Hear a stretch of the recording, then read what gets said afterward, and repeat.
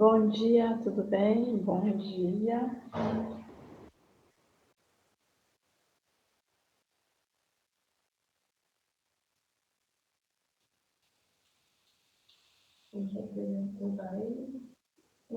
Sim. Obrigada.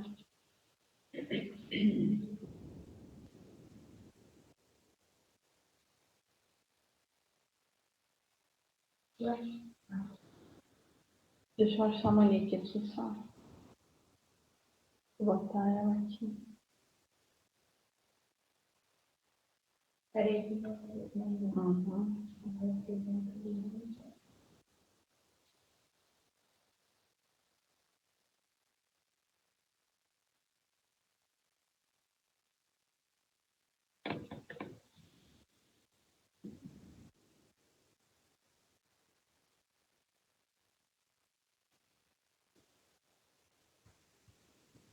Uhum.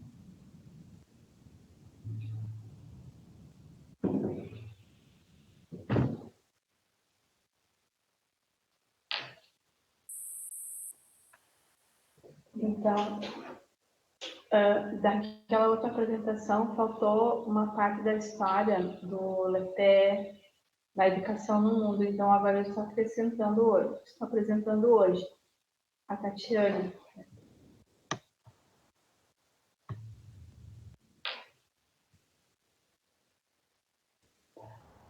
Tatiane.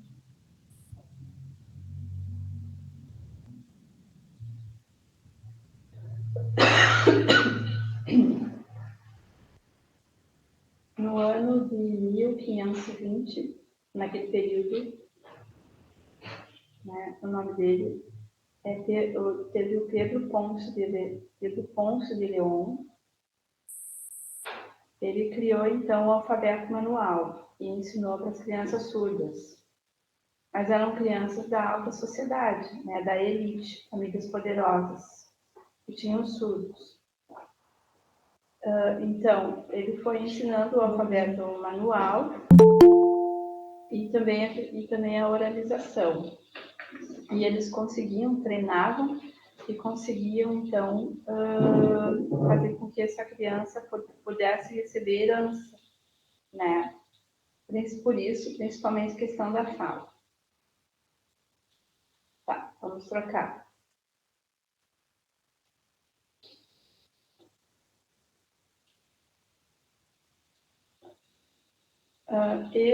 Então, no ano 1579, 1629, nesse período, teve um outro, Juan Pablo Benet. Ele, então, ele fez o desenho do primeiro alfabeto, o primeiro registro do primeiro registro impresso, do primeiro alfabeto manual. Esse Juan, ele respeitou, né? Então, respeito ao termo que ele criou o alfabeto manual, né? Ele fez o registro em desenho e ele se espalhou, então, por meio desse livro.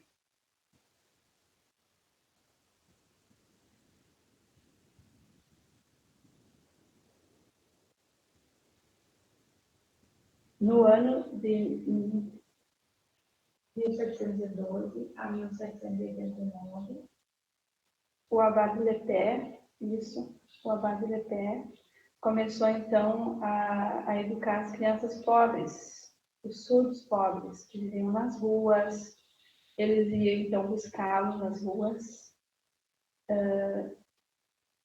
Crianças, enfim, crianças que ele percebia que as crianças sinalizavam na rua e ele levava então dentro da sua casa. Não tinha outros surdos na rua, as pessoas com deficiência, pobres. As famílias, o que acontecia? A família os abandonava. Então, ele trazia para sua casa e ensinava a língua de sinais, a organização também. Ele criou, então, a primeira escola pública para surdos, né, em Paris, na França. Então, é um instituto, que hoje é um instituto.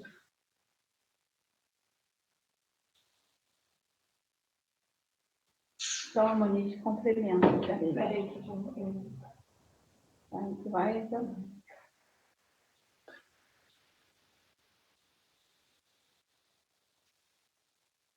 Complementando a fala da Tati, então, Lepé, ele criou muitas escolas. Ele criou, ao todo, 21 escolas. A Lidia falou isso.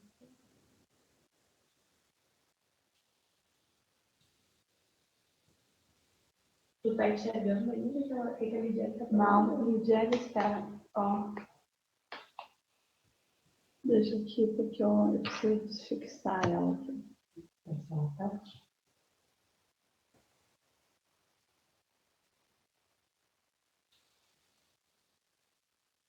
Marinha, eu perdi meu óculos. Oi?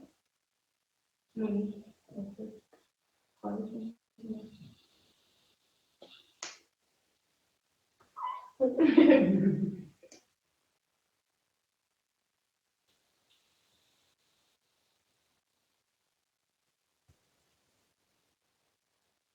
A minha mãe estava aqui ouvindo um pouquinho, a fala muito baixinha, entendi. Eu já aumentei o volume e ela não conseguia entender as duas intérpretes. Ah, tá sem volume, peraí. O que aconteceu? Tá sem volume, peraí. Mas o meu tá com O meu tá volume sem aqui. volume. Ah, tá. O meu tá 100%. Agora tá 100%. Agora.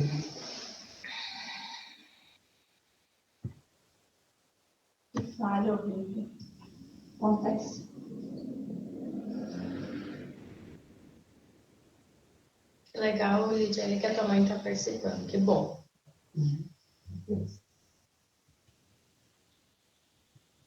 Não tem problema. Então, complementando a fala da Tati, Lepé, ele conseguiu ir criando muitas escolas para surdo em Paris, na França. Com o decorrer do tempo, ele foi criando essas escolas que totalizou 21 escolas dentro daquela região da Europa. Tá? Posteriormente, lá nos Estados Unidos, também as escolas foram se propagando e até que chegou a escola no Brasil. Depois dessas 21 escolas que foi criada lá. Então, Lepé era como se fosse um representante mundial, onde ele incentivava, né, os outros países também para fazer a fundação dessas escolas. Lepé tinha um problema de doença, então ele ficou muito preocupado, né?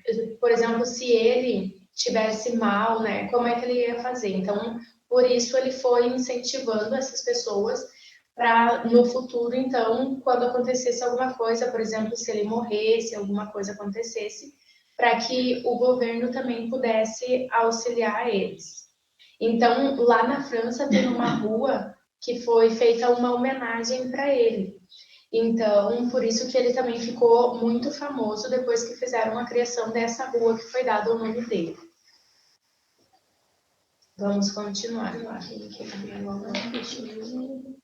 Então, olha só esse desenho, essa imagem. Ele é o Lepé, ensinando as crianças surdas. Ele também ensinava a organização, as palavras, ele escrevia no quadro, né? Também tinha as famílias, os filhos dos nobres, dos reis também conseguiam, né? Eles conseguiam herança também. A Monique, então, vai complementar. A gente vai mostrar também um vídeo bem curtinho Que a Lidiane, a Tati e a Catarina já estudaram, mostraram no curso de Libras, não? Não, nada?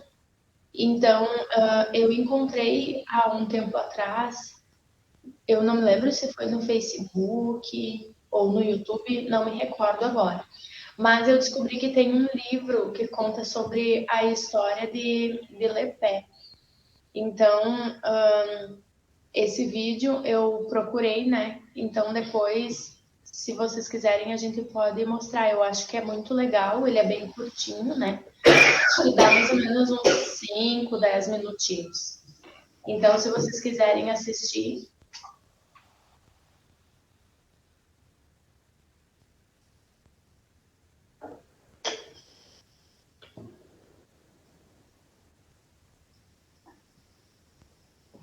Então, esse homem, Samuel Heineken, ele foi a pessoa que descobriu a metodologia do oralismo. Ele fez muitas pesquisas, muitos estudos, né? E ele conseguiu, então, fazer essa criação para que os surdos ficassem no mesmo nível dos ouvintes, né? Então, isso se propagou mundialmente e os professores, médicos, fonoaudiólogos acreditavam que o surdo tinha a capacidade de falar e conseguir se desenvolver na mesma maneira dos ouvintes. Porque eles não podiam ser tratados como coitadinhos, como pessoas com deficiência, né? Então, a sociedade em geral dos ouvintes aceitou, né, essa metodologia que eles tinham que começar a utilizar o método do oralismo.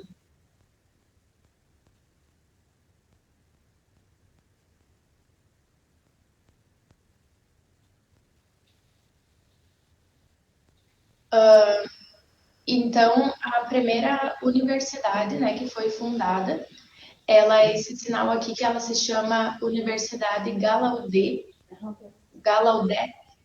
foi anteriormente não existia, né? Então, posteriormente, quando foi criado essa escola,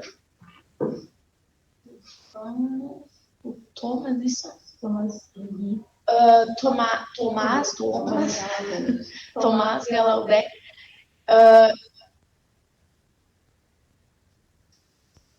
Peraí, só um minuto, vou ter que abrir que eu não tô enxergando nada aqui. Vê se tu tá conseguindo ver ali. Isso foi criado. Então, o Thomas Gallaudet, junto com Laurent Leclerc, eles criaram, então, a primeira escola para surdos na cidade de Harvard, lá nos Estados Unidos. Aí, depois, mais tarde, ela se expandiu pelo resto do país, né? E tem essa é a única universidade que existe. Isso é bem legal, essa imagem, né?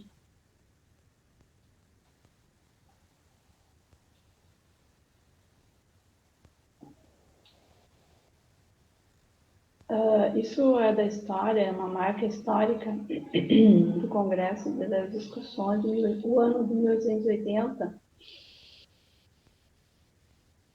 em que a língua de sinais foi abolida, né, nesse Congresso. Antes disso, no período anterior a isso, os surdos tinham uma comunidade que tinha respeito, que a língua de sinais era considerada como a língua materna. Aí depois, então, que esse Samuel, por influência dele, começou então a questão do oralismo, e aí então eles combinaram então a realização desse congresso, vários países estavam presentes, né? Eles votaram então 154 representantes votaram sim, né? Pela questão do oralismo, proibindo o uso da língua de sinais. E tinha 5 surdos só. Então, a maior parte eram ouvintes, obviamente, venceram. E 5 só surdos não tiveram força para conseguir ganhar isso. Aí, então, o que começou? Começou uma fase, assim, de... Antes, as escolas de surdos foram fechadas. Começou, então, a criar, então, escolas de fono, né, para fonos, se proliferou. O objetivo era ensinar a fala para os surdos, para que eles se tornassem uma pessoa igual ao ouvinte. O surdo não é idiota, né? Os surdos são inteligentes, sabem a língua de sinais, porque ele apreende visualmente, porque sua língua é a materna, é a língua de sinais. Então, ele fazia o quê? Escondidos em casa, nos lugares, eles conversavam em língua de sinais, mas nos espaços públicos abertos, então eles não mostravam isso. Mas a língua de sinais, ela nunca sumiu, ela nunca morreu. Ela continuou. Sorte de nós surdos, né? Sabemos a língua de sinais, é fundamental. Ele é a própria língua dos surdos. Então, até hoje nós fomos salvos, né? A gente foi salvo.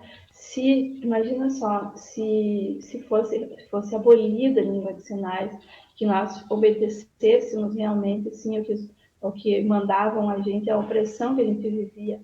Nós, surdos hoje, né, estaríamos numa maior limitação, uma grande limitação. Complementando, então, sim, realmente, nossa, esse aí foi uma marca muito grande, essa questão do oralismo, né? Mas fruto dos movimentos, se conseguiu a língua de sinais, né? Também tem o movimento dos implantes, entende? Também a questão se criou outras metodologias para essa questão do oralismo, que nem a comunicação total, né? A gente se respeita isso, mas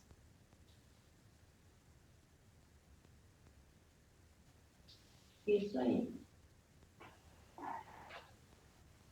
vou ter que fazer uma questão de novo.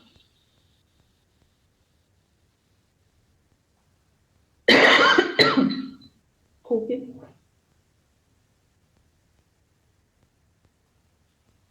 Arielle ou eu? Em 1822, no período ali até 1882,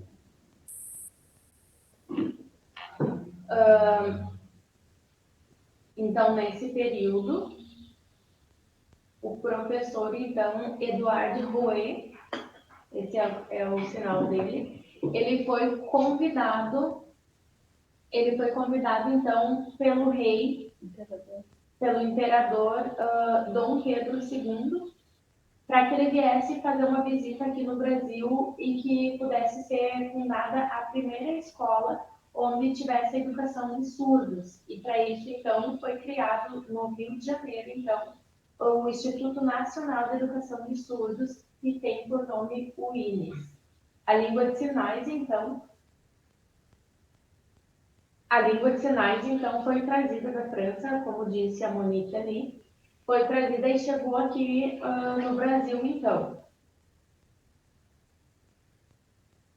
Então, ele teve a ideia, né, de convidar, então, esse professor. Eles vieram, fizeram uma reunião, discutiram e viram que existia a possibilidade, então, de fazer a criação dessa escola, para que fosse se desenvolvendo e para que os surdos, então, fossem alfabetizados, porque aqui no Brasil também existiam muitos surdos. Então, eles convidaram outros representantes também, outras pessoas para virem participar, para que pudesse ser feita essa comunicação que é de grande importância, né? Então, também foi feita uma homenagem para ele, né? Porque ele teve, então, a ideia de fazer a criação dessa escola. Não sei se alguém quer complementar a fala. Monique, então, quer falar. Anteriormente, aqui no Brasil, Ele ficou só 7 anos. Ele ficou 7 anos, então, o professor esse Eduardo Rouet. Esse professor, então, ele foi... Como é que é o nome desse país? Espanha. No México. Lá também ele foi convidado, então, para ir fazer o auxílio, então, para que pudesse ser aberta outras escolas no México. Posterior a isso, ele voltou, então, para a França. Depois, ele convidou um aluno dele, né, para ser o substituto, que a gente vai mostrar nos próximos slides.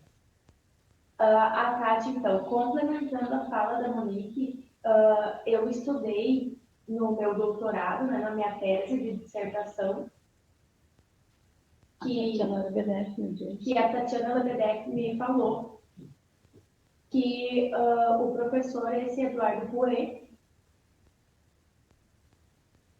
se casou com uma surda. Se casou com uma surda, então, lá no México, isso?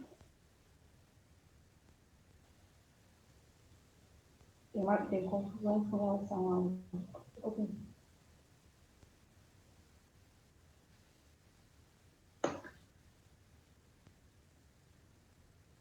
Lá no México. A professora Tatiana Lebedeff, então, me explicou que ela fez um estudo, então, e foi descoberto que ele se casou lá.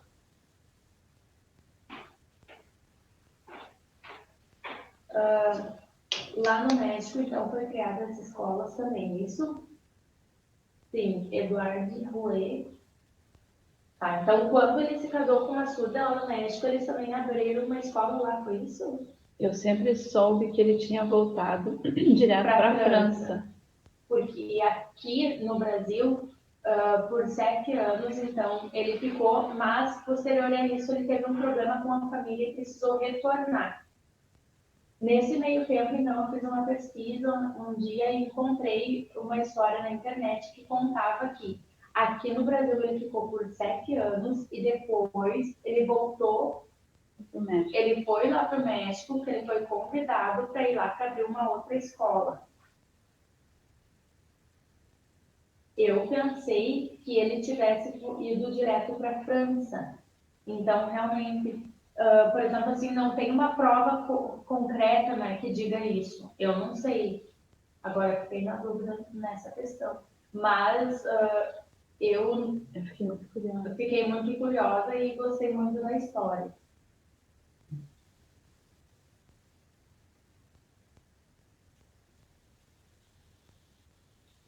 Então, aí na imagem está mostrando o INES, né, o Instituto Nacional de Estudos, que ele foi fundado então no dia 26 de setembro.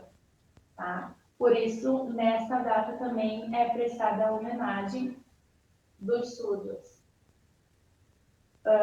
Lá no Rio de Janeiro, a gente agradece muito porque foi uma ação maravilhosa para nós surdos, né? Porque ele também representa um objeto de luta, das nossas lutas, dos movimentos que a gente vive, né? Ele representa isso, das muitas questões que a gente vive, das questões da questão da comunicação, a internet de se atingir um nível superior, né? Nós surdos. Então isso é fantástico. Aí depois teve acho que sorte que ele não foi fechado, porque teve essa intenção de fechar, e fruto da luta, né? E ainda faltam muitas coisas também. Tem a TV INES, que é de informação, de jornalismo, que ele é completo, e que o INES que produz, que faz. Ele é também feito filmes, enfim, muitas atividades, muitas coisas é feito dentro do INES. E eu percebo assim que é um nível bem super, tem a questão das universidades, das escolas, questão da educação bilíngue, né? Tudo isso. Tudo são questões que fazem parte do nosso movimento, das movimentações sociais. E sorte que não foi fechado, embora falte ainda muita coisa, né? Mas a gente está lutando, a questão das verbas, né? Tudo isso. Mas é fantástico essa questão da criação, complementando isso. Tá. Então, Tati, quer falar alguma coisa? Não? Eu quero complementar, então, a fala da Catarina. O Instituto INES, então, existiu uma época que ele quase fechou. O governo, então, queria que os alunos fossem para todo mundo participar da inclusão, porque era muito gasto, né, porque não estavam recebendo a verba do governo federal. Então, houve momentos ali de grande crise, de uma grande dificuldade, né? Então, ainda bem que não fechou, né? Mas eu não lembro quantos anos ficou, onde eles fizeram muitas movimentações no Congresso lá em Brasília, né? Mais ou menos, não sei dizer quantos anos foi feito, então todos os estados foram para lá, para o Congresso em Brasília, para fazer uma manifestação para que ele não fosse fechado, né? Então, fomos salvos, né, nessa questão, porque é de grande importância fazer essas movimentações, né, para que as pessoas possam ver. Mas os surdos estavam muito bravos, porque onde já se viu eles quererem fechar, né, a escola? Era um direito deles, né, de estudarem, de conseguir, então, que a língua fosse reconhecida. Então, a história conta de que foram muitos anos, né, de luta para evitar, então, que a escola fosse fechada, né, para não acontecer um prejuízo muito grande.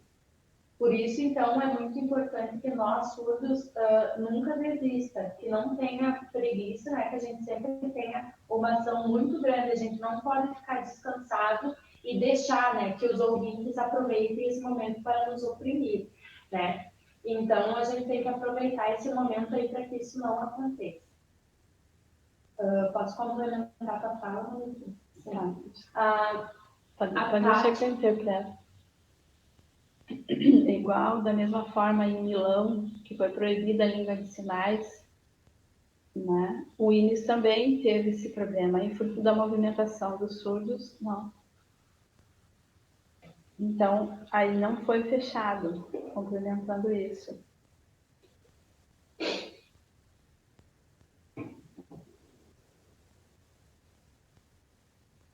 Eu quero aproveitar e complementar, então, a fala.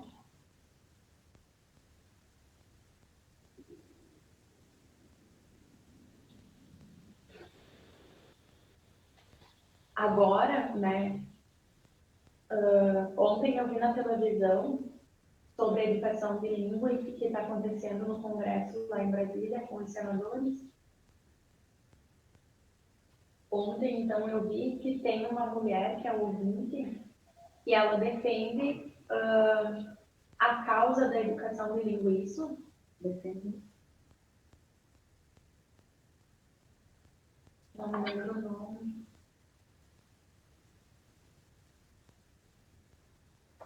Eu lembro que no momento que eu comecei a trabalhar com as pessoas surdas, em 1989, lá em Porto Alegre, no Instituto Paulo Freire.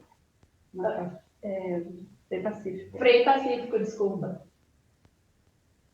Lá então, em Porto Alegre, no momento que eu comecei, os ouvintes eram muito bravos. Isso, eles não queriam as fonoaudiólogas. Não, os ouvintes não. Eles ficavam discutindo, então, e daí eu fiquei admirada e fiquei pensando, né? A sorte. Porque eu na época, em 1989, eu comecei a trabalhar com surdos lá no Instituto Pacífico. Sorte que eu não fui contaminada pelo veneno do oralismo, eu só fui da língua de sinais. Mas era assim, ó, era complicado, ouvintes contra surdos, também ouvintes, tinha vários professores hoje que trabalham nas federais, por exemplo, a Liliane trabalhava lá no Frei Pacífico. A Marlise estudou, ela sabe, né, no Frei Pacífico. Era só o método do hoje oralismo. Mudou completamente. O Frei Pacífico é, né, uma escola referência assim, de educação maravilhosa. Por quê? Porque, igual a Monique falou, isso se chama resistência, né? O povo surdo escondido, manteve viva a língua de sinais, né? Verdade, porque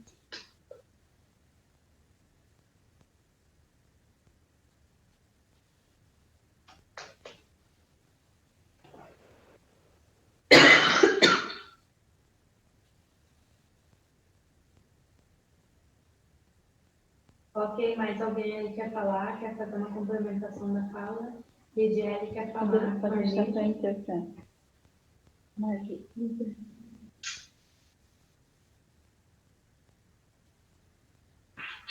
Então, o que as três, a Catarina, a Tatiana e a Monique estão explicando, eu quero complementar sobre a questão da fazer uma comparação de uma escola de inclusão e uma escola para surdos. O governo federal investe muito pouco na questão da educação, da inclusão, na compra de materiais didáticos, né? Muito pouco. Nas escolas de inclusão também. Isso, há um investimento muito pouco na questão da educação, da inclusão, há um prejuízo muito grande, né? Também, assim, eu acho que nós somos usados, né? E em outros tipos também de deficiências também, entende? Que o governo federal, a pouca verba que ele coloca, né? A gente não percebe isso, a qualidade também, há um prejuízo muito grande com as pessoas com deficiência, também o surdo também tem esse prejuízo, é muito ruim. Então, o que seria interessante? Seria que o governo investisse na educação, as pessoas com deficiência também, que a gente pudesse ter escolas bilíngues, que a gente pudesse aprender a língua portuguesa também, tendo compra de materiais didáticos, livros, não tem isso precisa criar livros de língua de sinais, precisa então livros didáticos, materiais, vídeos, em vídeos, isso aqui é... Não. Os cadeirantes, aqui, ó, cadeirante. Ó, tem esse ou esse, é o mesmo sinal. É a Associação dos Cadeirantes ACD, Lidiane falou, Tá. de existir isso. Não. Desenho universal. Desenho universal. Ó, Esse sinal é a pessoa com deficiência das cadeiras de rodas, né? Então, que usa cadeira de rodas, certo? Tem um outro sinal, que um desenho, é um desenho animado. as crianças andando.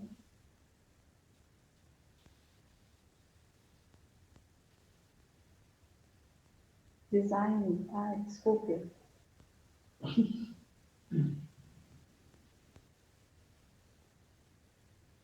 Sim, a criação de está falando da questão da criação de livros que tenham um design interessante, né, que tenham movimentação que seja específico para o surdo, para que eles possam realmente aprender. E na inclusão a gente não vê isso. Livros didáticos e materiais não tem específico para isso, né? Eu acho que a verba ela é mal utilizada, né? Por exemplo, notebooks ou coisa assim, né? É mais para prédios, mas nos materiais não tem. Então, há um prejuízo muito grande, muito, muito grande para os surdos, para a escola da inclusão. Na escola que ensina especificamente os surdos, que tivesse verba para isso, para a questão do material didático, que utilize um desenho interessante, a questão da pedagogia, né? Como vive, para mostrar como vive a sociedade, também práticas de como ser cidadão, né?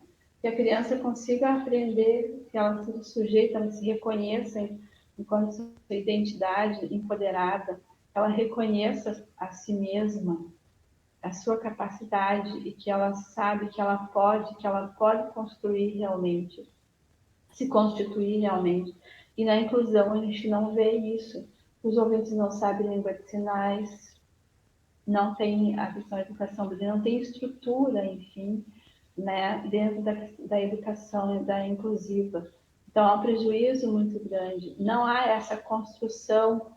Então, há muitos elementos faltantes, né? não existe isso, assim, essa construção da cidadania, do empoderamento surdo, isso, infelizmente, a gente percebe esse prejuízo aí, historicamente falando, na vida das crianças surdas, e isso a gente não percebe que há uma mudança. A questão da educação bilíngue, a estrutura, enfim, não está. O prejuízo é enorme. O que eles pensam? Eu acho que nós somos usados de alguma forma. Infelizmente, quando eu estudava na inclusão, no ensino médio, quando eu estava no ensino médio, eu estudava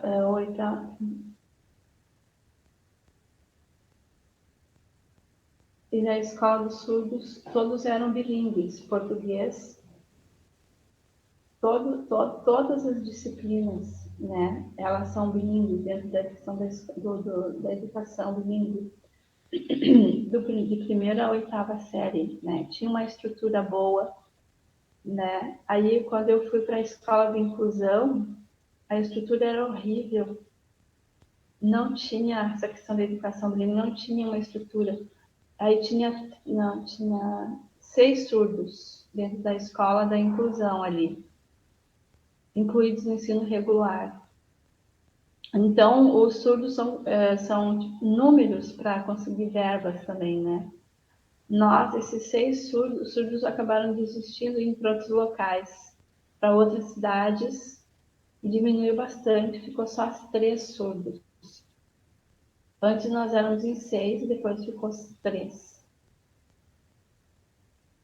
Então, o que diziam? Fiquem, eles diziam para nós, não, vocês não, eles diziam por quê? Né? Porque a gente percebe que há essa questão das verbas, né? Então, eles diziam para nós que a gente ficasse. Não havia, assim, não... Os documentos precisariam ser reestruturados, né? E a diretora, então, não queria que os alunos surdos saíssem para eles não perderem a verba do governo, né? Então, a gente percebe, né, que como é que pode eles quererem dizer que nós éramos usados, então, para eles conseguirem a verba. Então, a minha mãe foi na escola, brigou muito com a diretora, né? Como assim? Se eles não fizessem, então, uma reestruturação, porque era nosso direito, né? Foi ligado para a polícia foi lá, foi feito alguns documentos, transferir para outra escola. Quanto a isso, para que a gente pudesse ir para outra escola, né? E essa escola, então, tipo assim, eles não tinham uma estrutura para que pudessem nos atender. Então, a minha mãe disse que era um direito meu, que eu tinha que fazer os meus estudos, então a gente iria trocar de escola, porque lá não existia essa questão do bilinguismo, né? E eles também queriam que a gente começasse a copiar, porque os professores ditavam, né, as aulas, então não tinha como. Então, foi uma briga muito grande que existiu ali, né? E quanto a isso, a escola, então, ficou com muito medo, né? Com muito receio. Então, a gente conseguiu trocar de escola, fui para uma outra escola e eu tive contato, então, né, com a educação dos surdos lá. E eu comecei a participar, então, ali da educação dos surdos e de outros tipos de metodologia, de didáticas que foram mais visuais, né, que os professores utilizavam para que a gente conseguisse fazer, então, um aprendizado de uma maneira mais coerente. Então, já aconteceu isso comigo, sabe? Sorte que a minha mãe também teve muita coragem, né? E que as outras pessoas também conseguiram ali que a gente fizesse essa mudança. Sorte que a tua mãe está escutando, está ouvindo essa história. A Maria Cristina, acho que quer falar.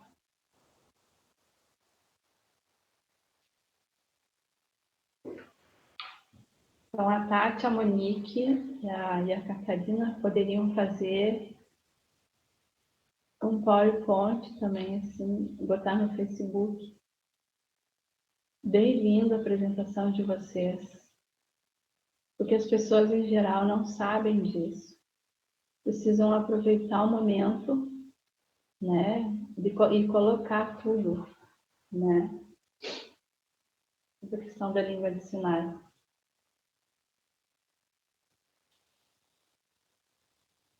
Por favor.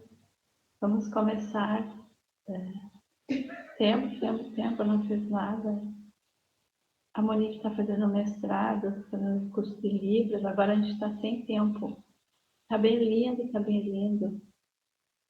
Tem vídeos. A Lidiane. Na apresentação de PowerPoint, você sabe, no Canva, você pode fazer um programa que você pode usar, o Canva, e fazer, e é de graça, que você pode utilizar. É o Canva.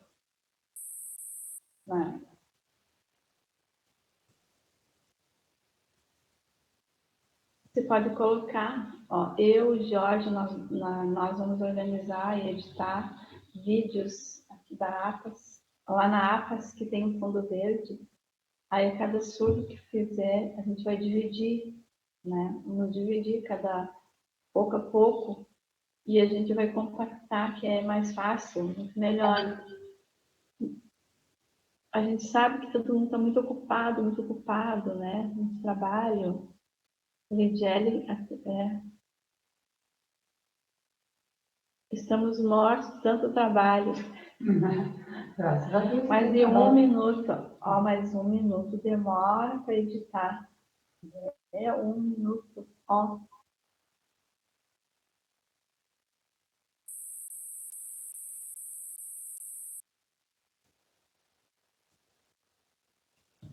Lidiane está dizendo que sim, que dá para fazer. Eu corto, eu faço todas as edições, ali não tem problema nenhum, tá? Podem ficar tranquilos. Por exemplo, assim, se a gente conseguir fazer 5 minutos para cada um, tá? Resumidamente, então, a história de cada um. A gente faz, então, a Tati, a Monique, a Catarina, a Marlise, o Pablo, né? A Dariana. Eu acho que a gente pode dividir, né? E fazer, então, a estruturação ali. Eu acho que vai ficar uma coisa muito bonita, né? A gente pode depois organizar, fazer alguns detalhes, né?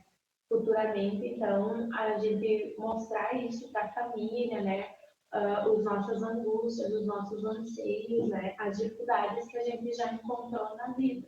Eu acho que é bem legal, né? Que a gente pode fazer isso, contando também como é as questões no momento que a gente precisa ir lá tratar da nossa saúde, agora em combate ao coronavírus, né?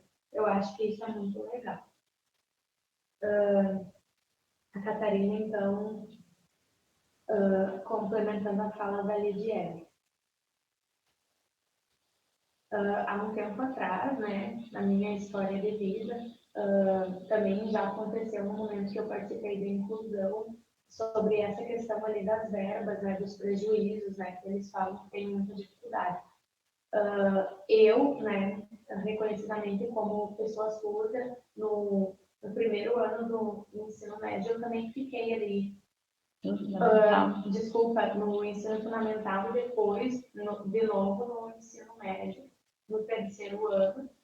Foi um prejuízo também sobre essa questão ali do dinheiro que eles utilizam no governo, né, sobre essa verba que tem. Como se nós fôssemos idiotas, né? Como se a gente fosse burro. Então, a família também percebeu isso, né? Essas questões que estavam acontecendo. E nós ali na inclusão, me aconteceu no ensino fundamental e posteriormente no ensino médio também. Então, eles utilizam, né, esse dinheiro ali que vem. Infelizmente, esse tipo de coisa acontece, né? É triste para nós, né? A Lori está falando. Complementando, então, sobre essa questão ali das verbas. Na verdade, o governo manda esse dinheiro para a educação, mas é super pouco. É pouquíssimo. Então, é muito ruim também para a escola, os trabalhos que fazem. E rifa.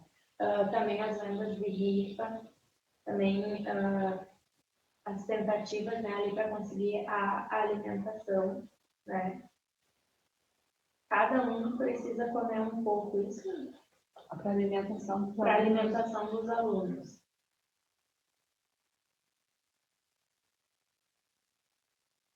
Eu não sei bem certo qual é o valor que vem para cada um, mas o governo envia para as escolas é muito ruim. O interesse do O governo governo não tem interesse na educação. Muito bem, a educação das pessoas do não povo brasileiro. escuta. O salário do professor, olha só, a Tati, né, sabe, a Monique, que trabalha em escola estadual, sabe, e o salário do professor é uma miséria, né? A Tati, a Monique, a Lidiele, eu, né, todos nós que estamos incluídos ali, a gente sabe que esse dinheiro é pouquíssimo, né? A gente sabe que é muito ruim. A gente pensa, né, que a educação dos surdos ou outras pessoas com deficiência, né, é muito complicado. Mas nós, surdos, precisamos fazer um movimento, né? Ontem, por exemplo, eu gostei, né, das discussões sobre a escola bilíngue, sobre a LDB, sobre a LDB. Por quê? Porque a gente não tem, né? É só a inclusão nas escolas. E eu penso que nós, nesse grupo, a gente precisa pesquisar, a gente precisa fazer. Agora, como surdos, por exemplo, como que vai acontecer nas escolas? Por exemplo, na sala de recurso do AE, isso? Sim. Os surdos, eles têm atendimento? Não tem. Eles sabem Libras? Não sabem. Então, se a gente for pesquisar para ver como que está acontecendo a vida do surdo, eles estão sendo prejudicados fortemente. É muito triste isso. É verdade, está acontecendo um prejuízo muito grande.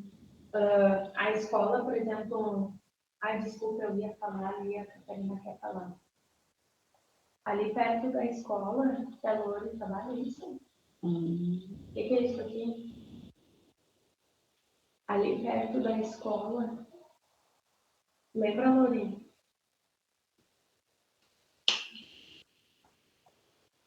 Os surdos começaram a participar. Ali perto da Sim, minha a casa. escola. Tem uma Eu escola. não me lembro do nome ali, a escola perto da Escola casa do da Menino Lori. Deus. Menino Deus. Tem Menino Deus. particular e tem do governo. Tem a escola particular e tem a escola estadual. Municipal. Sim, municipal. Escola municipal. Escola municipal. Isso.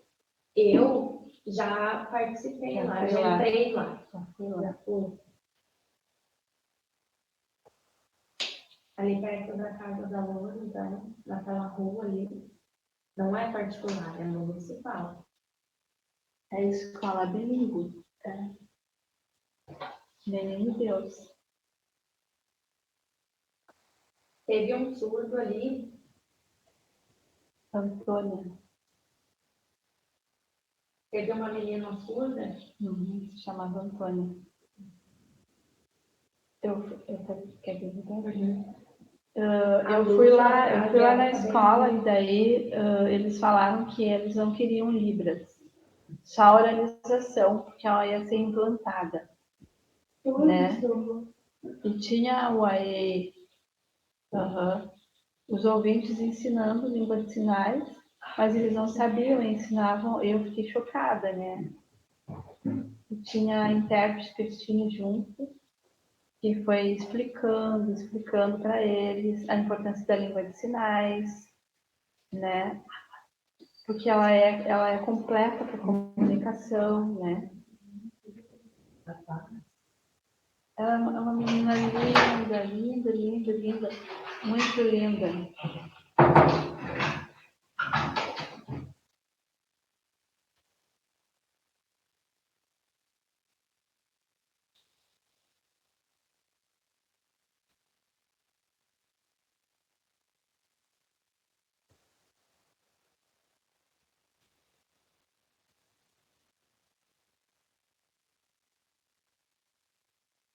Eu vi no jornal, eu vi ela um dia, ela numa foto no AE, ela sendo atendida pelo AE, né?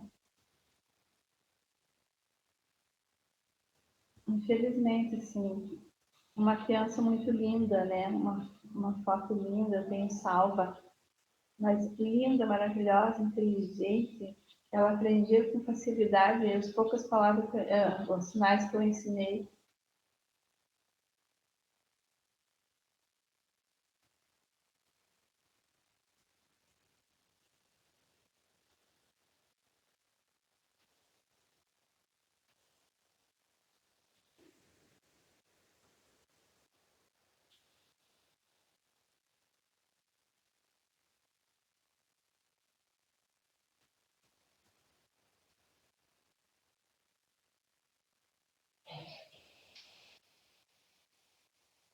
Voltamos 10h35, ó. Voltamos 10h35. Pode ser? Pode? Então,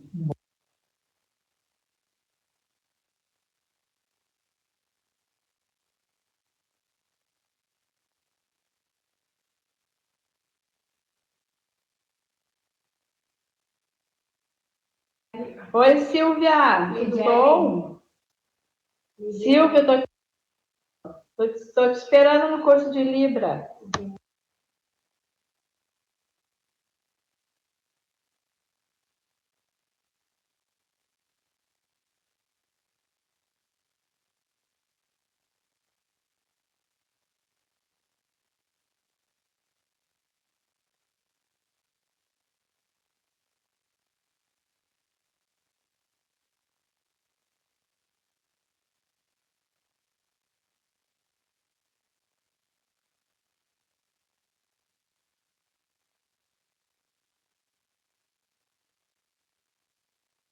Esperar um pouco para a Lori tentar de novo ligar para. eu concordo também, tem que esperar o máximo possível, né? Para evitar mais problemas, né? Então, a Lori vai tentar de novo. Uhum. 4, 5, estou ligando. É verdade. É que o problema é que as mensagens foi os dois risquinhos. Não viu?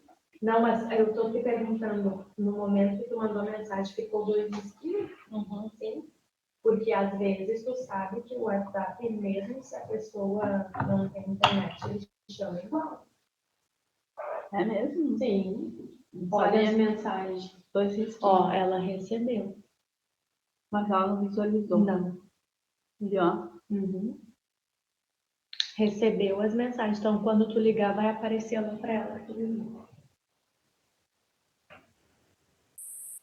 Mas eu tenho que falar que tem uma maneira da pessoa visualizar, às vezes sem ficar... Mas é que o dela não, porque tem o visto por último. Se tu tira o visualizador, a gente não tem como ver o último horário que a pessoa entrou. E o dela tá aparecendo, então ela não tirou. Tá certo. Então vamos Pode começar. Pode ser eu. Então, voltando, né? Então, essa outra tem esse sinal, o nome dele é Flauzino José da Gama. Essa figura foi um ex-aluno do Instituto do INES, na época do professor Eduardo Ruet. Ele coordenava a escola do INES. Mais tarde, então, o Ruet foi embora. Quando ele foi embora, ele foi substituído por Flauzino. Então, ele começou a pesquisar e estudar sobre a criação de vocabulários e sinais específicos aqui do Brasil. Então, aí que foi criado a língua de sinais brasileira. Porque antes, era que estava no Brasil era a língua de sinais francesa. Né? Aí, mais tarde, então, respeitando a questão que é a língua de outro país, foi criada a nossa aqui, a nossa língua brasileira de sinais. E aí foi expandindo os vocabulários, aí que começou então a fazer os desenhos, né? O Flauzino é que foi fazendo os sinais e desenhando. Tem alguns sinais, eu percebo que até hoje tem alguns sinais que continuam iguais. Alguns. Bem legal essa história, muito legal, muito linda. Ela está no livro, ela está num dicionário bem grande, assim, que está guardado lá no Museu do Innis. Que ele é um marco da nossa história, ele é muito valoroso.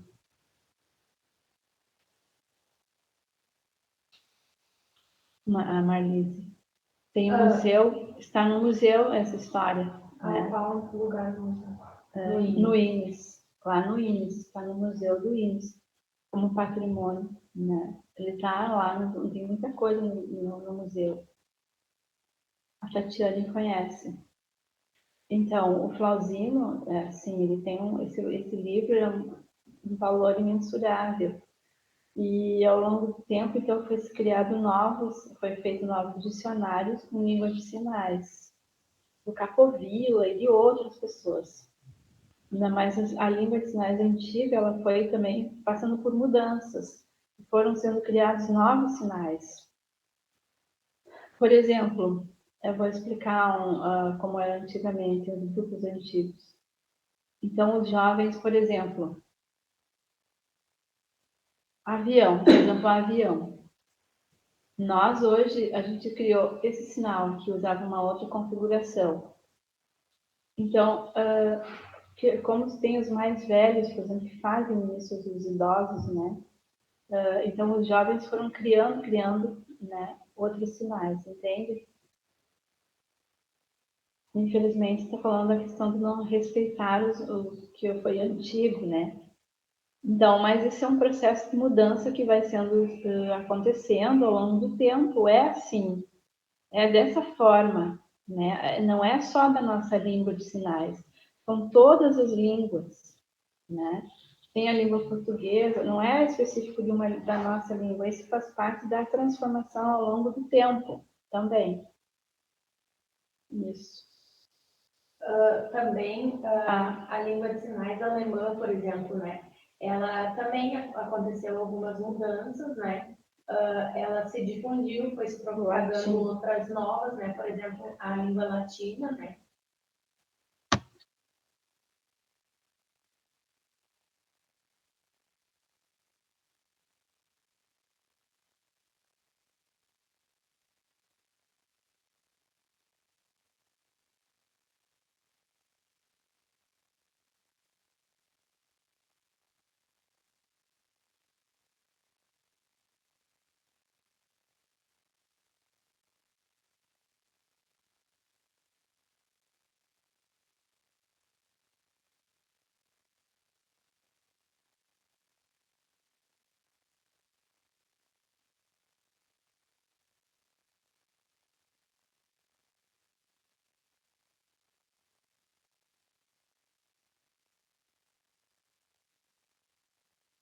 Isso, ele era sinal porque ele tocava flauta. E o nome dele é Flauzinho. É flauta. Então, pessoal, vamos lá. Essa temática ali, então, que agora a gente vai ver sobre a educação dos surdos, sobre a língua brasileira de sinais, o método do oralismo, a comunicação total e o bilinguismo. Né? Todas essas estruturações, elas foram unidas, né? A comunicação total com a língua de sinais, o oralismo com o bilinguismo, né? Então, essas discussões, essas opiniões, né? Então, por exemplo, assim, às vezes acontece que as pessoas têm vontade, né, de se comunicar. Peraí, só um pouquinho. Seu microfone está desligado? Não. Será que não baixou o volume aqui? Não, sim.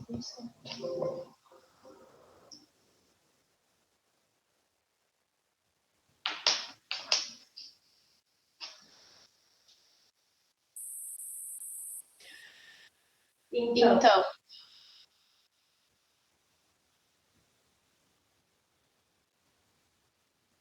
é muito importante, né, que aconteça essas discussões, né, como eu falei, a comunicação total, o método do bilinguismo. Essas discussões, então, elas se dão como jeito, né, também de cada um. O que cada um de vocês pensa sobre isso? Tati, por exemplo.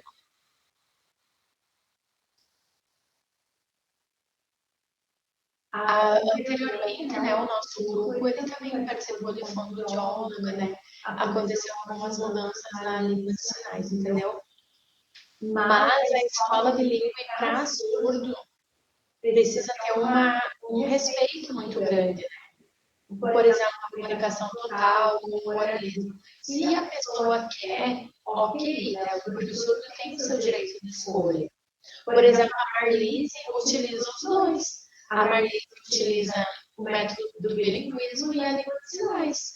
Eu, assim, esporadicamente, né? Mas a gente precisa respeitar essa diferenciação de cada um. A Marlise utiliza também o método da escrita do português, ó. O oralismo, a fala, porque ela fez muito treino como fonoaudióloga, né? Para ela conseguir aprender a oralizar. A parte escrita do português, né? Então, esses dois, ó. Qual, por exemplo, a diferença? O oralismo é só oralismo, né? E o método da escrita, nada. Mas a Marlise, ela utiliza a língua de sinais, o oralismo e mais a escrita no português, né? Desculpa, ela sabe, né, perfeitamente fazer essa utilização. Então, para ensinar, para fazer a educação, no caso, né, da escrita ali do português, o português escrito, por exemplo. O que mais? Eu concordo com a Lori, que ela falou que dentro do bilinguismo, né, na educação dos surdos, qual é o objetivo? O objetivo é que nós que a gente queira aprender. Por exemplo, se o surdo quer oralizar fora, se quer fazer treino com a fonoaudióloga, quer aprender a oralizar, é diferente.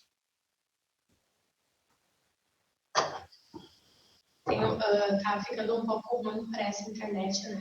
Alguns estão saindo da reunião. Se quem não quiser mais participar e for saindo, ok. Então, a gente precisa fazer essa separação. A educação, qual é o objetivo do professor pedagogo, por exemplo? É fazer a aquisição da língua de sinais, né?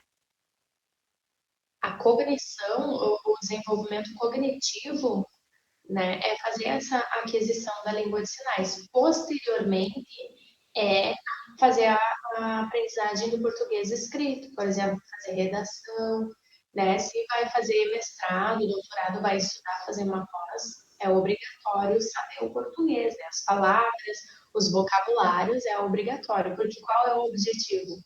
O objetivo é fazer, então, essa interação, para que a pessoa saiba.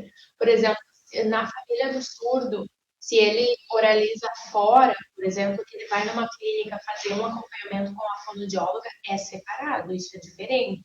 Vocês entenderam? Lori, ó, a Marlise quer falar. Complementando, então, a fala da Lidiele. A gente não pode fazer uma mistura, eu concordo plenamente com isso.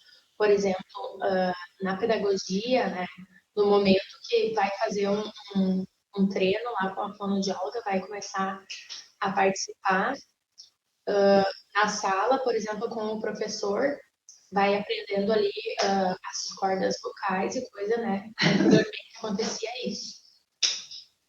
Mas o que aconteceu antes?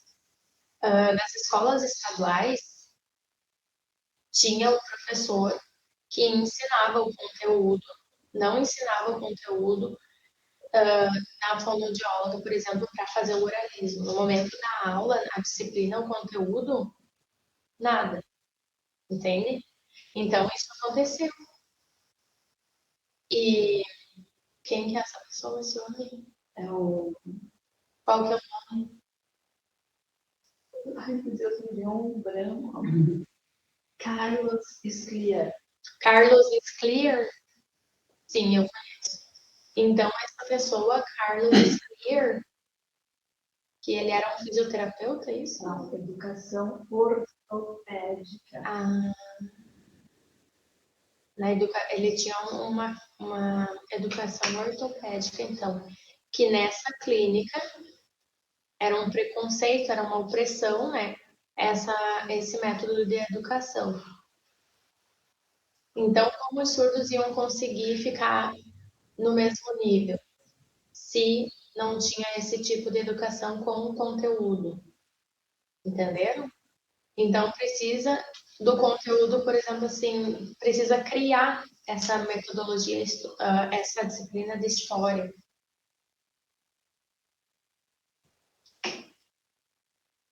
Esse ali, ó, que a Maria Cristina está mostrando, né?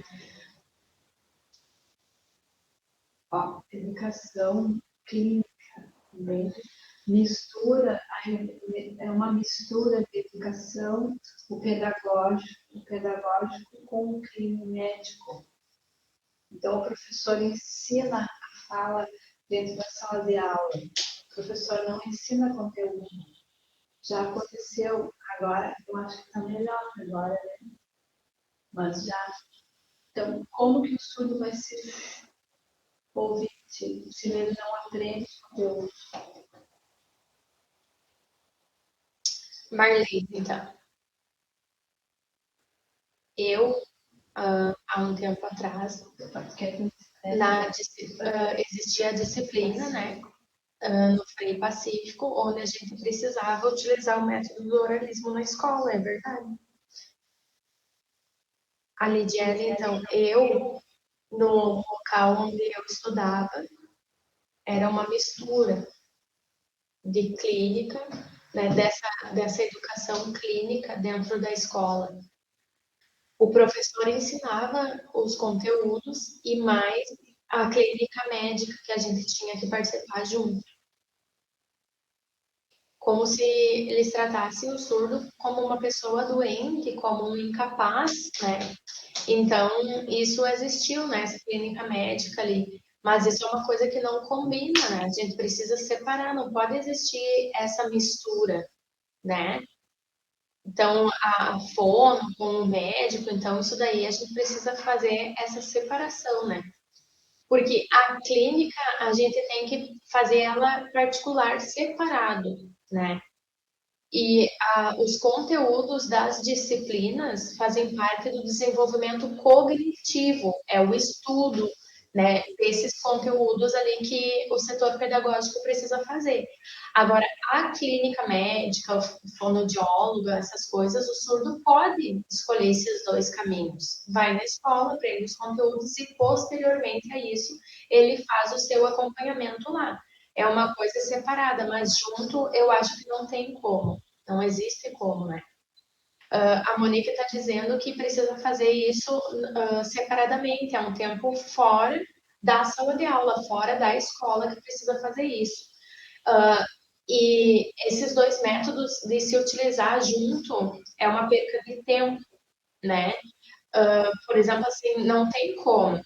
As disciplinas, por exemplo, vão ensinar uma coisa, mas posterior a isso, a gente vai perder muito conteúdo, não vai ser desenvolvido o cognitivo, né? Eu lembro escola tinha cada série, por exemplo, fazia 2 anos, ó. Entendeu? Igual, mental. Tratavam os surdos como se tivesse problemas mentais, né? como se o sistema,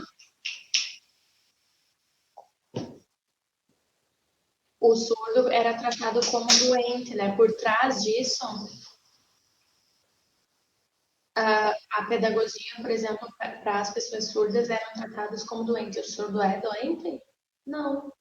Então, por isso que a gente precisa aproveitar agora e ficar de mente aberta e aprender essas diferenças e evitar o que aconteceu no passado, sabe?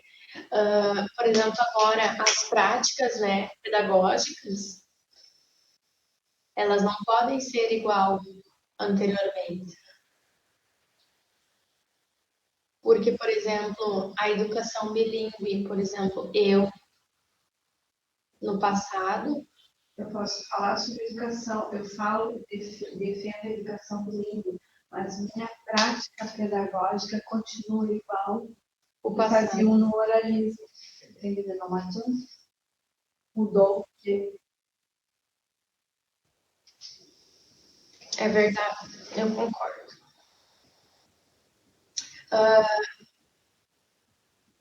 Por exemplo, por isso que acontecia muita repetição na escola, né?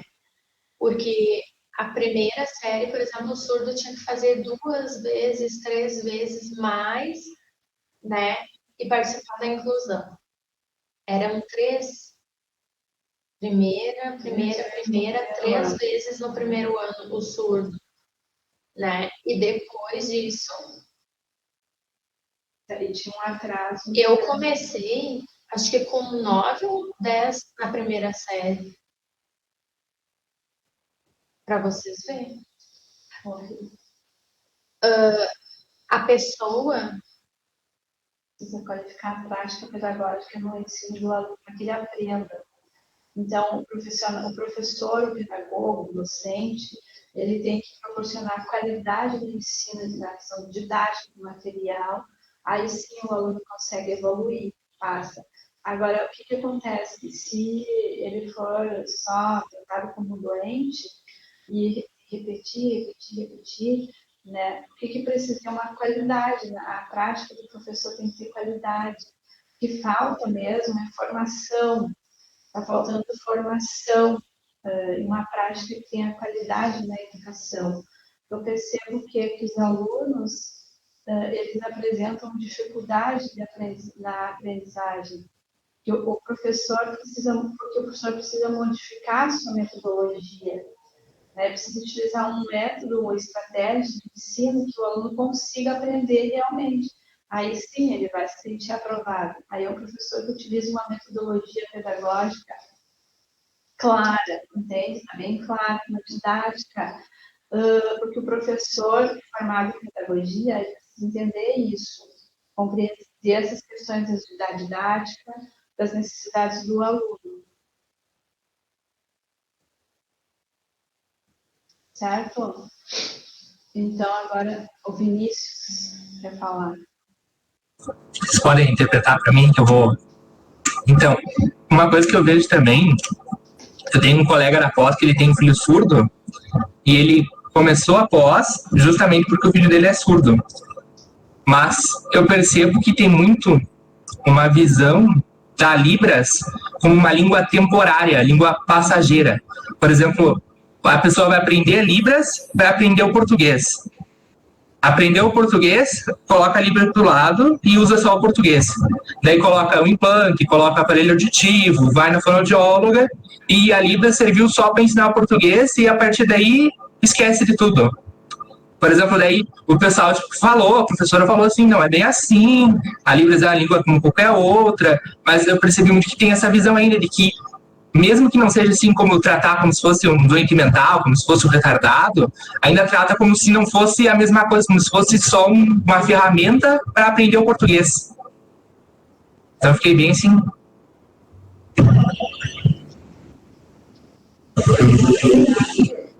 Que na verdade a criança necessita da Libras como uma língua, porque todos nós precisamos ter uma língua, né? E porque ela é a expressão da linguagem, como que a criança vai conceituar o mundo, entender o mundo, se ele não for, não tiver elementos que formem a questão da linguagem, né? E linguagem, a língua de sinais é a expressão disso, né? Que daí a pessoa consegue formular opiniões, compreender as questões, todos por meio de uma língua. Que nem o próprio Vygotsky, Vygotsky, o próprio Vygotsky, que a Lidiane pode falar, ele compreendeu isso mais tarde, né? Que a língua de sinais, ela é, digo, a língua portuguesa, ela é mecânica, né? Ela não é a língua de sinais, sim, é a língua natural dos surdos. Então, só que geralmente o que eu tenho percebido é que quando os surdos ficam adultos, eles mesmos escolhem a língua de sinais. Só que o prejuízo é muito grande. Já passou por um período que era crucial ele aprender Libras, né?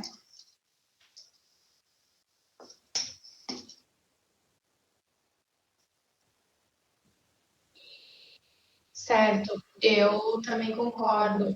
A Lidiane está falando. A Monique, não sei se quer apresentar o PowerPoint.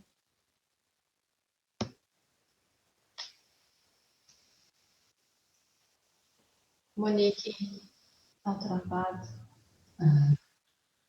Lidiane, essas coisas. Pode mostrar, então.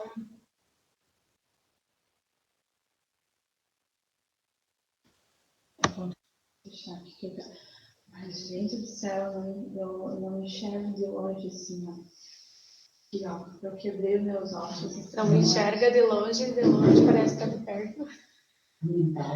Os graus. Não, Marinês. Aqui, ó, eu só enxergo assim. Que tristeza. Então, com o decorrer do tempo, né, a história mostra inúmeras lutas, inúmeros movimentos, né, que a gente lutou para ter os nossos direitos sobre a escola bilíngue para os surdos. Os movimentos e as ações continuam até hoje, né? A gente precisa, né, lutar, se empoderar para ter os nossos direitos.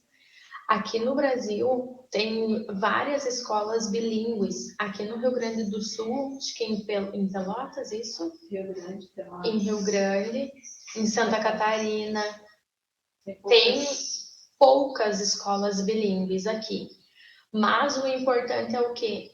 É os surdos finalizar a participação na inclusão, né? Como a gente falou, então, que o português ele deve se aderir como segunda língua.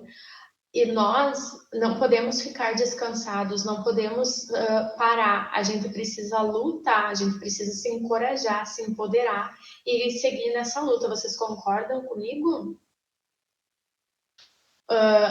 Anteriormente, né, eu não me lembro se eu tinha, que idade eu tinha, 16 anos, 17 por aí, eu vi que as escolas falta, né, esse ensino da língua de sinais, né, a gente não tem essa escola bilíngue como a gente precisaria. A escola para surdos, as escolas de surdos, é zero, né? A gente não tem. Então a gente segue nessa luta, né? Até hoje. Estou com 45 anos e a gente segue nessa luta, né? Imagina só. Vocês querem falar alguma coisa?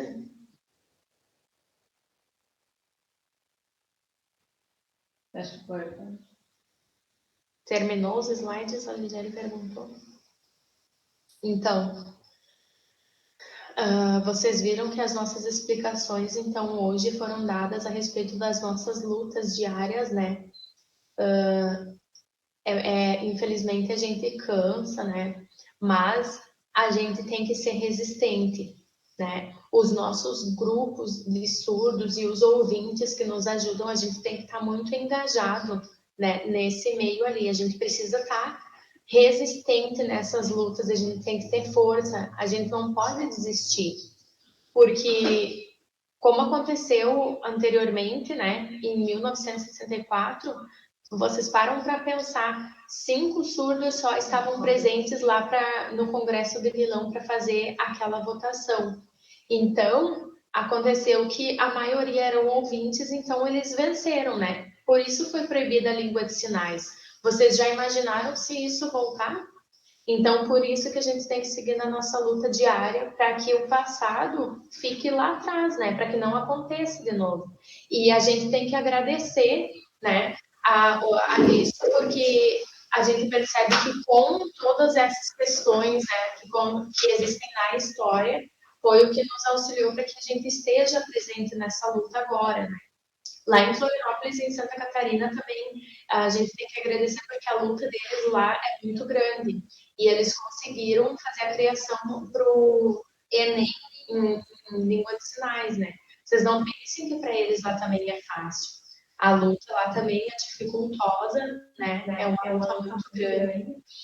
Mas a gente tem que seguir nessas discussões. Vocês viram que teve lá no Congresso do Senado, né? As lutas, então, para que a gente consiga, como é que é isso aqui?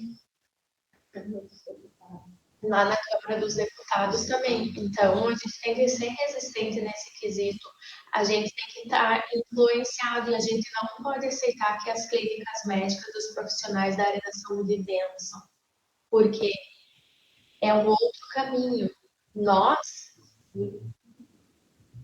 físico, isso, nós estamos aqui nesse nosso meio físico lutando, porque é o meu direito, né? A escola bilíngue, né? O bilinguismo é o nosso direito, então a gente tem que seguir, cada um tem que fazer a sua luta, né?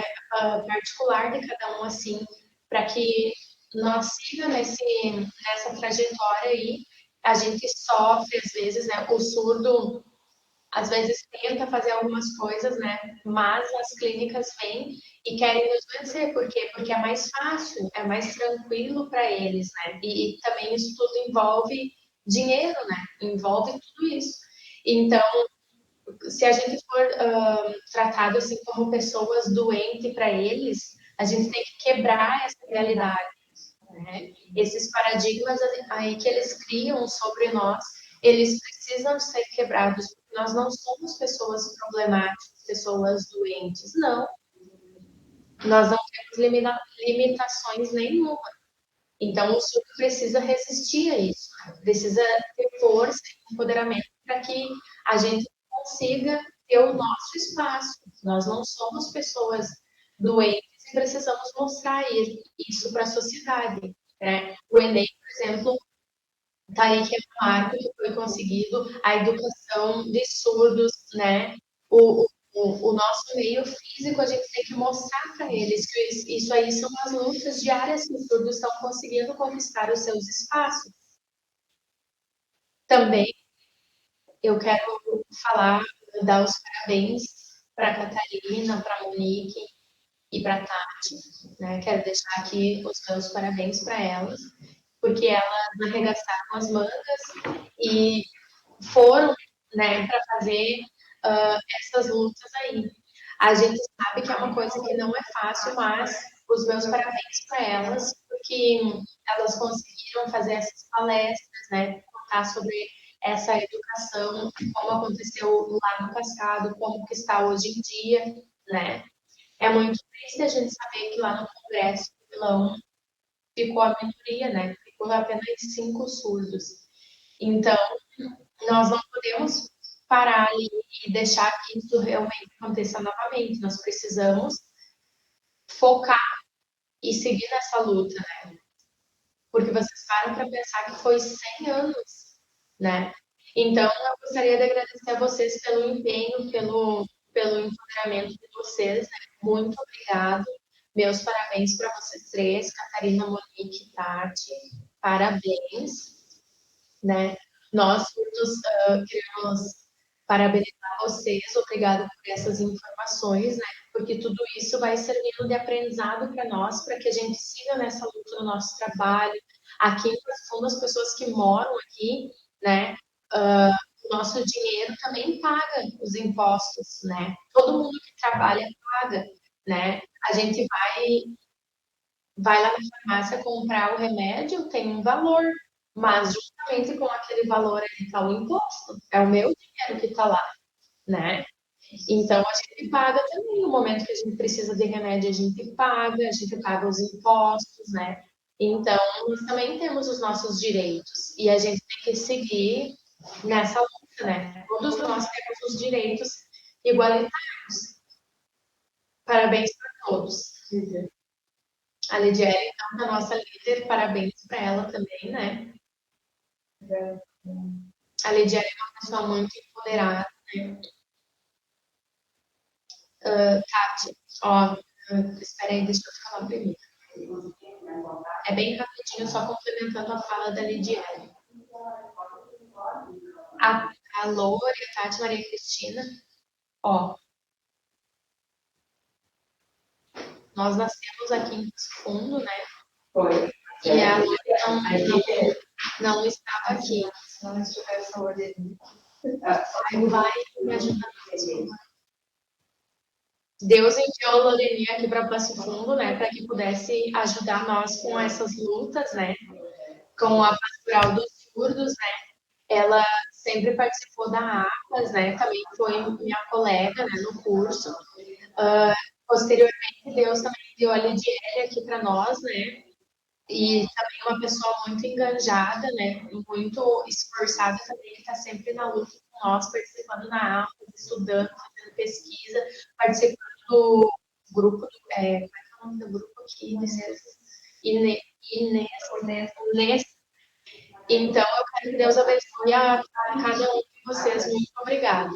A Lidiane está dizendo que é uma emoção muito grande também estar ouvindo isso. Lore também, né? É uma emoção muito grande para mim, me dá uma vontade imensa de chorar, mas eu não sou a única. A APAS aqui tem um grupo também de pessoas, né? A sorte nossa de ter isso, né? A sorte nossa que estamos sempre aqui lutando, estamos sempre tentando, né? Então, aqui na APAS a gente segue com essa luta, né? Então, a nossa central de intérpretes, a gente está aí nessa luta.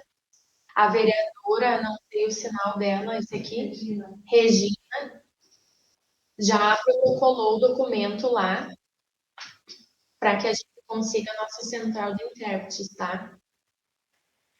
A gente ainda não conseguiu oficialmente, mas a gente entregou uma documentação lá, um protocolo, a gente já protocolou, né, esse documento, juntamente com a vereadora Regina, que ela é a responsável para que a gente consiga na televisão fazer uma entrevista com o PSDB, isso, na Câmara dos Vereadores. A Câmara dos Vereadores quer fazer uma entrevista sobre isso, sobre o nosso pedido da central de intérpretes. Quem quer participar? Tá?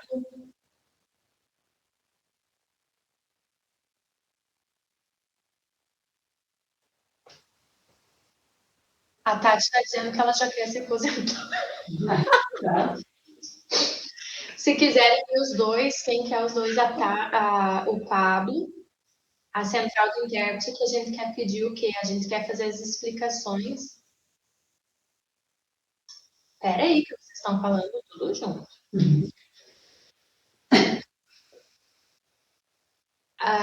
Então, eu quero perguntar para vocês, não lembro se ontem ou anteontem, a Francine me perguntou isso? Sim. A Francine me perguntou que a mulher lá da Câmara de Vereadores do jornal, a Paula, que é a responsável lá, jornalista. Então, a gente precisa combinar, conversar, né, organizar os detalhes dessa entrevista para a gente falar sobre a central do intérprete.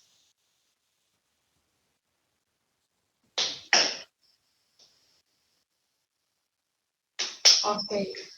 Então, eu quero perguntar para vocês. Eu tenho uma amiga ouvinte de Horizontina.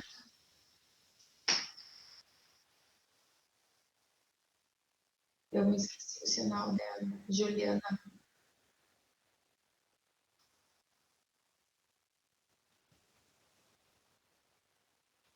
A Monique conhece, acho que é esse aqui o sinal dela, ó. Ela me deu um projeto, né, com os detalhes ali para a gente entregar lá para a vereadora Regina, que a gente vai estudar agora e discutir como que vai acontecer, né, essa central de intérprete, quantas pessoas precisam e tal. Então, o pago, né, a gente vai combinar para que a gente vá lá na TV para dar essa entrevista. Eu também quero falar sobre a comissão organizadora, que está de parabéns. Parabéns para todos vocês, foi tudo muito perfeito, né? O seminário está sendo muito legal, muito obrigado, tá? Vamos continuar aí nessas lutas. A Marilene, presidente da APAS, quer falar? Maria Cristina. Eu quero dar os parabéns pela perfeição que foi, né? Tudo ótimo, essas discussões aí. A líder, então, os líderes, né, que estavam participando, sabem essa palavra aqui? O protagonismo de cada um de vocês, né? Foi com o conselho dos ouvintes, foi tudo ideia dos estudos, né, dos líderes. Vocês estão todos de parabéns, tá? Maria Cristina quer falar. Parabéns, pessoal. Tá? Eu gostei muito desse nosso trabalho aí, todos nós fortemente juntos e empoderados, né? Nós temos que seguir, a gente nunca pode parar, temos que seguir unidos, né? Nós aqui somos como vizinhos, né? Passo Fundo, Carazinho, é pertinho, né? Como se a gente estivesse do lado. Mas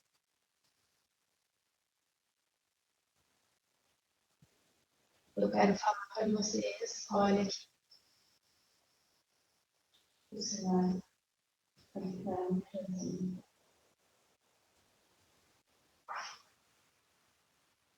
Eu recebi um WhatsApp que eu não gostei, que depois eu passo para vocês. Aí para vocês, o grupo de professores, tendo o Colégio Municipal. E aí,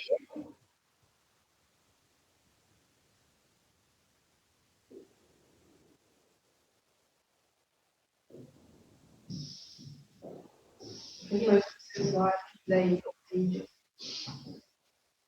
Coloca no grupo do WhatsApp daí, da comissão. Tá ok? Muito obrigada. Pessoal, vocês já fizeram a vacina? A Tati está perguntando. Eu já fiz a vacina. Isso é tarde, a resposta para Francine. Igreja está assim para outra hora, por favor. É verdade. Não sei o que se diz. PDL. Envolve a questão de pagamento da oferta, precisam decidir isso. A Inês tem aqui. Não, O Blanca está esperando.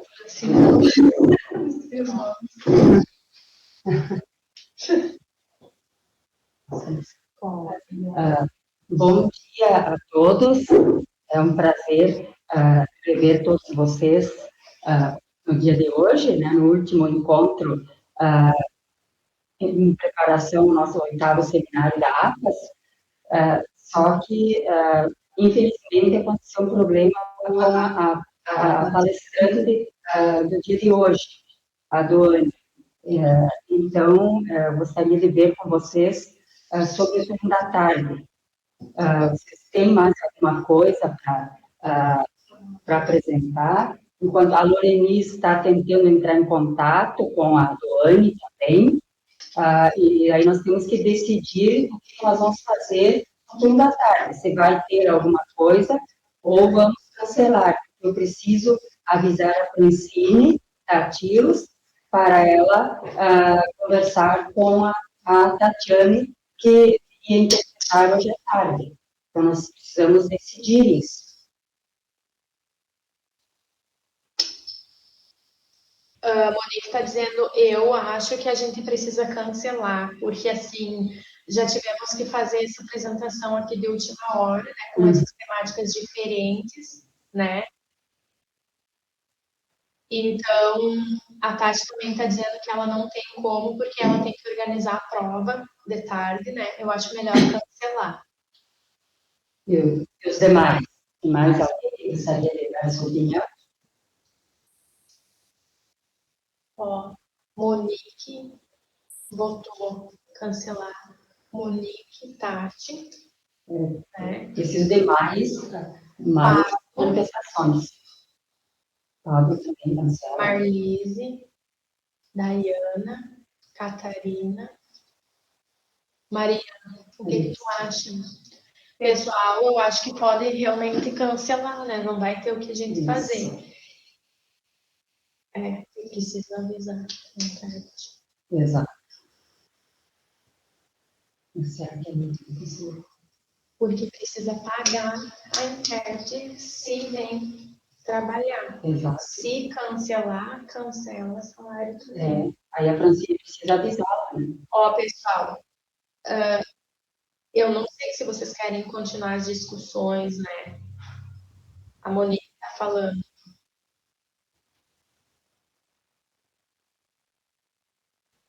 Mas a maioria já voltou para cancelar. Cancelar. Ok. Não sei, vamos mudar de ideia. Monique quer falar? Por exemplo, a Monique está falando, Marli, fazer um vídeo curto sobre o Lepé, sobre a história, né?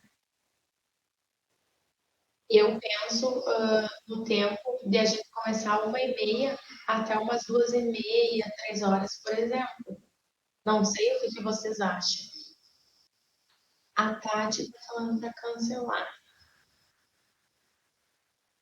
É só que precisamos O Pablo está falando também cancelar. É a opinião da maioria que vale, né? Então, porque depois pode ser um prejuízo também para nós, né?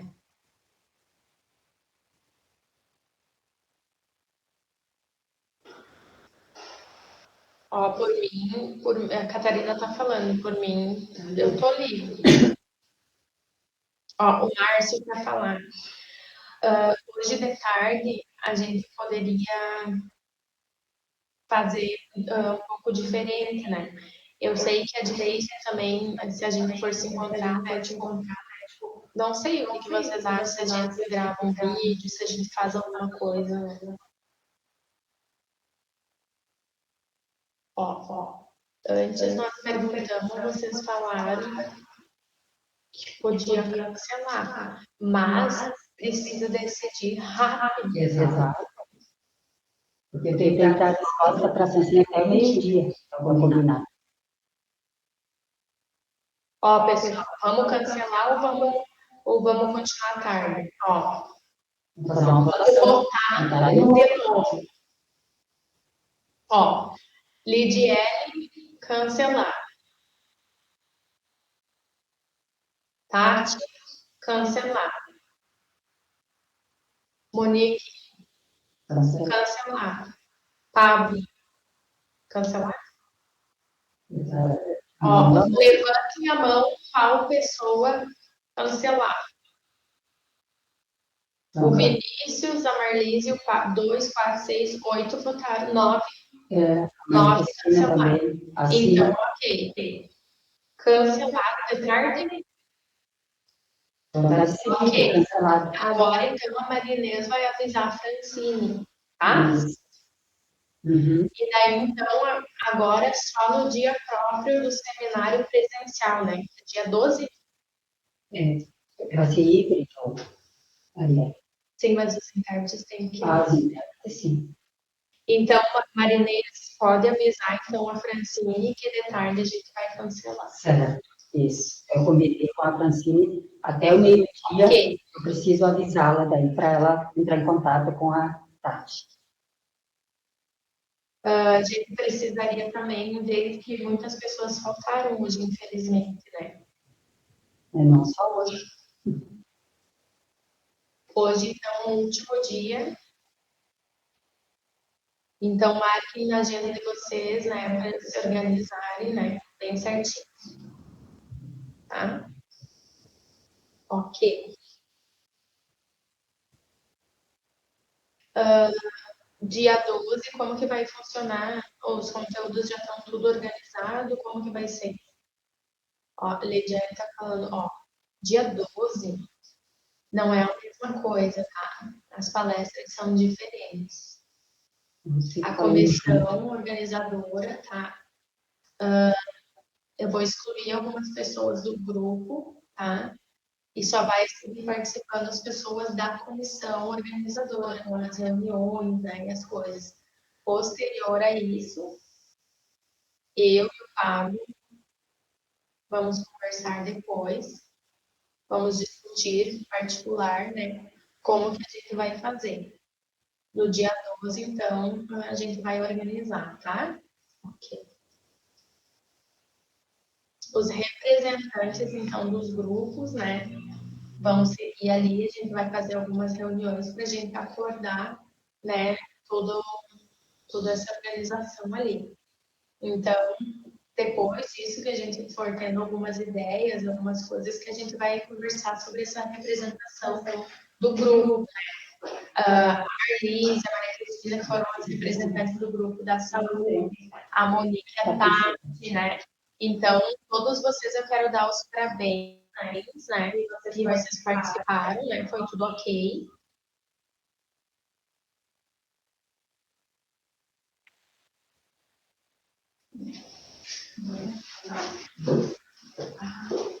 Ó, só mais um pouquinho.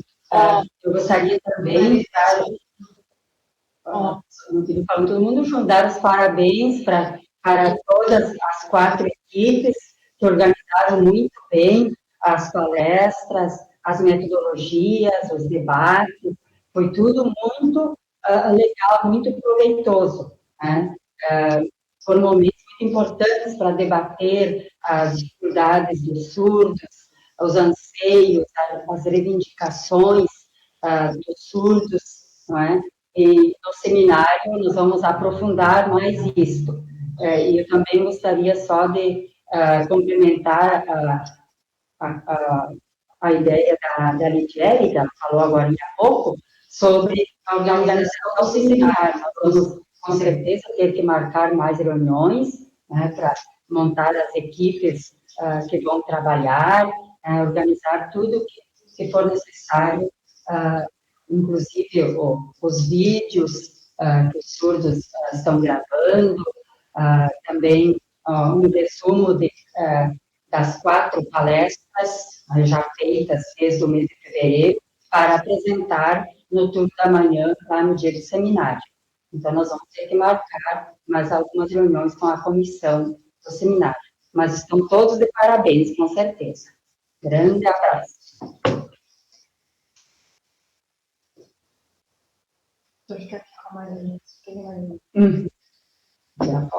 Foto? Foto? Uhum.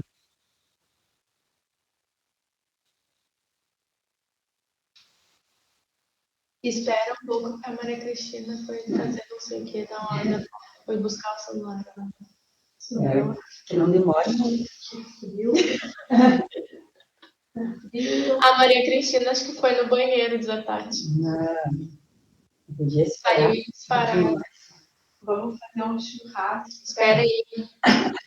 A Maria Cristina vai voltar. Azar dela, vamos fazer a foto. Ela voltou, ó. Voltou. Com a camiseta do seminário. E quem é que está tirando foto? Ali. Uhum. Pronto, abraço, beijo.